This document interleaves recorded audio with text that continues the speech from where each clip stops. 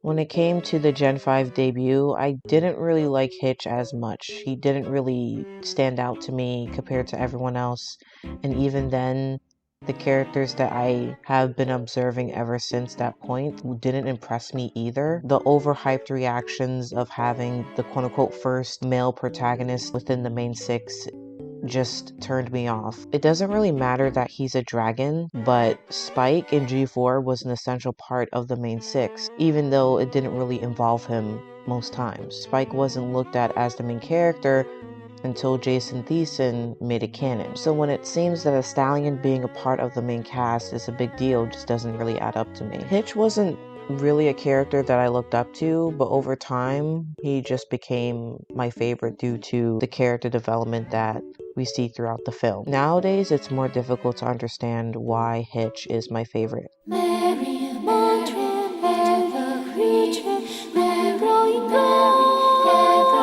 Hitch Trailblazer is a male earth pony who is part of the main six. In the first special of Make Your Mark, he officially adopts a baby dragon named Sparky Sparkeroni. Hitch is a sheriff of Maritime Bay that likes to keep peace and protocol under control. That's pretty much the best introduction I can give about him. Unfortunately, there's not much to work off of about building a backstory. Who and where are Hitch's parents? How did Hitch become inspired to protect others, which eventually led him to becoming sheriff? Did his friendship with Sunny worsen after her father passed away? There are so many loose ends that a new generation fails to explain, and that's truly frustrating. After observing his childhood with Sunny Starscout, I think what interested me about Hitch was noticing the shift in his personality. It was pretty clear to understand that Hitch's history class did not emphasize anti-racism or racial diversity, considering the panic and the distrust that he has with different pony kind. Most kids adapt to their environmental factors, so that's why Hitch and Sunny had friction in their friendship.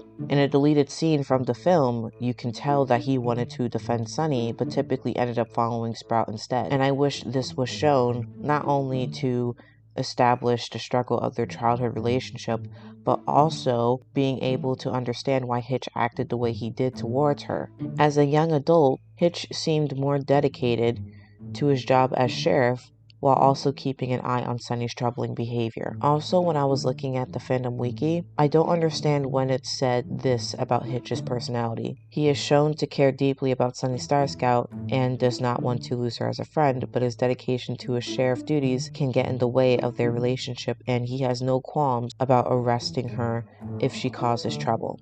To me, this doesn't add up because technically it was Sunny's actions that resulted in a potential downfall of the relationship. Hitch does his job, but that doesn't get in the way of anything when Sunny didn't even listen to him. It would have been more respectful to understand the importance of his duties and not tamper with Canterlogic's event. I think the biggest problem was their relationship. Hitch warns Sunny over and over again about causing trouble for him or something that can result in creating chaos for Maritime Bay. Even these lines make it clear. Hey, wait up! I'm not finished!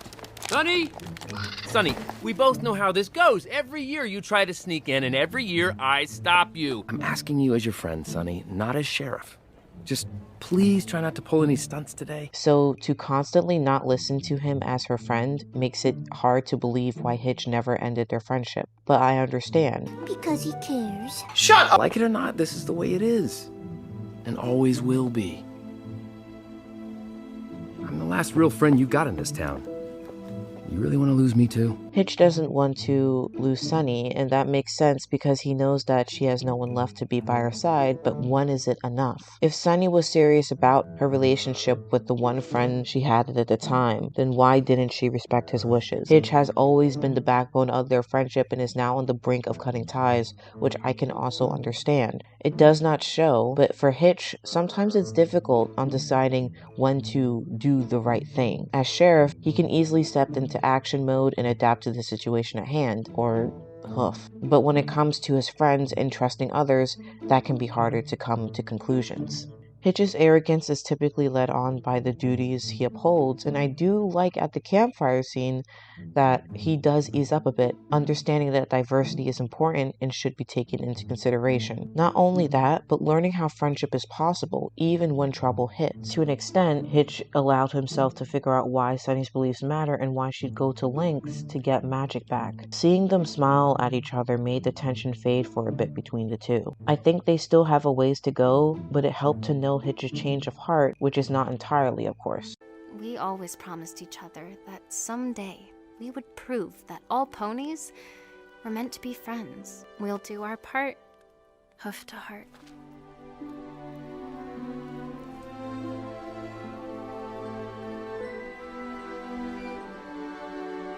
Hey, I want to do my part.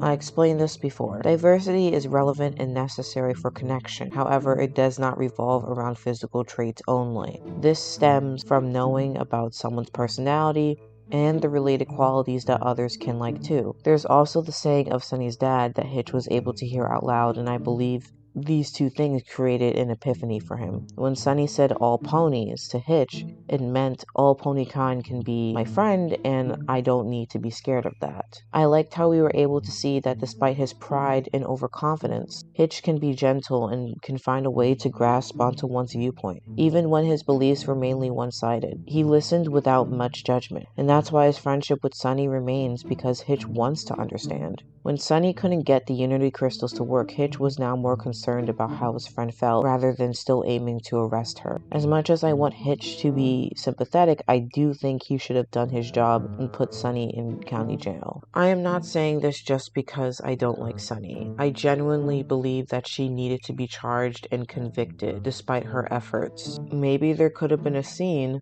where Sunny tries to convince him to let her out and find the last remaining crystal. Lastly, Hitch managed a confrontation with Sprout pretty well, while trying to reassure him that unicorns and Pegasi can be their friends, as they are not a threat, thus not needing to fear them. The difference in his mindset from beginning to end shows how much Hitch was able to take into consideration, and listened to comprehend Sunny's reasons about everything. Again, I wish there were more scenes to truly show that. No. Wait.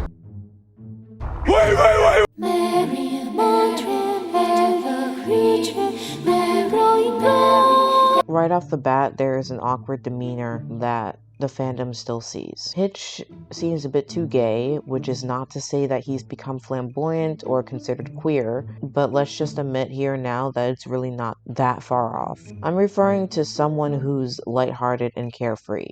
And I know this is a dated definition of the term, but you know what I mean. His odd yet slightly familiar behavior worked most of the time until later on in TYT. There are not even a lot of episodes to analyze, so I'll just have to discuss only 2. The only thing I'm hungry for is justice. Hitch is more overconfident here than in the movie, and saying "I work alone" reminded me of The Incredibles. Despite his arrogance and distrust of Deputy Sprout's abilities, Hitch was still reluctant to put his partner in charge. Now, it's just a one-pony job that he just decides to make difficult for no reason. The dumbest conclusion that Hitch makes after finding all the stolen items shoved in his closet is this. Smoothie cups? Sunglasses? The missing painting? Am I the criminal mastermind? Shut up, you stupid bitch! If he had no recollection whatsoever of these items that magically appeared in his closet overnight, why jump to the assumption that he is the criminal? It doesn't make sense, and on top of that, Hitch puts himself in jail. What? It gets me so frustrated that Zip is the one using her brain cells to realize that these items are all his favorite thing. By using friendship knowledge, does the show now realize that he is dumb? I can understand if Hitch needed to realize that he needs help and that the show wanted to create a lesson. But hello, he didn't need to learn about that because he is capable of handling tasks independently, and having extra support is just bonus points. I didn't think I'd have to bring up a G4 episode again, But are we surprised at this point? In Season 1, Episode 4, Applejack decides to harvest this year's apples all by herself for Applebuck season. Now about Applejack, she constantly puts her stubbornness and pride over everything. In actuality, she had to be put in her place by others because of the immense belief that she was right. Thankfully, this episode is the first to display Applejack's efforts in pushing her pride aside and asking for support. Applejack! Huh? Oh, good. You're okay. Now, Applejack, I completely respect the Apple family ways. You're always there to help any pony in need, so maybe you can put a little of your stubborn pride aside and allow your friends to help you. Okay, Twilight. I am not taking no for an answer. What? Yes, Twilight. Yes, please. I could really use your help. Even after all this time, this is still one of my favorite lessons that I go back to because I still need to remember that asking for help doesn't mean that you're incapable of dealing with something. Being dependable for others is a lot of responsibility to take on, so it can be hard to realize that it's okay to rely on other strengths. Plus, true friends have a better understanding and are willing to provide support. Now going back to this garbage, Hitch's animal friend stole his favorite things to gain attention or something. Okay, but where is the moral? Was the lesson to ask for help even when you don't need it or to know your friends better? I don't even know and I don't care, so we're just going to move forward. Episode 19, Lost in Translation. There's not much to really say here, honestly. Hitch acts as a mediator to get the New Yorker and the British lady to stop fighting over the berries. A resolution forms itself, but in the end, so Hitch doesn't do a lot besides crying.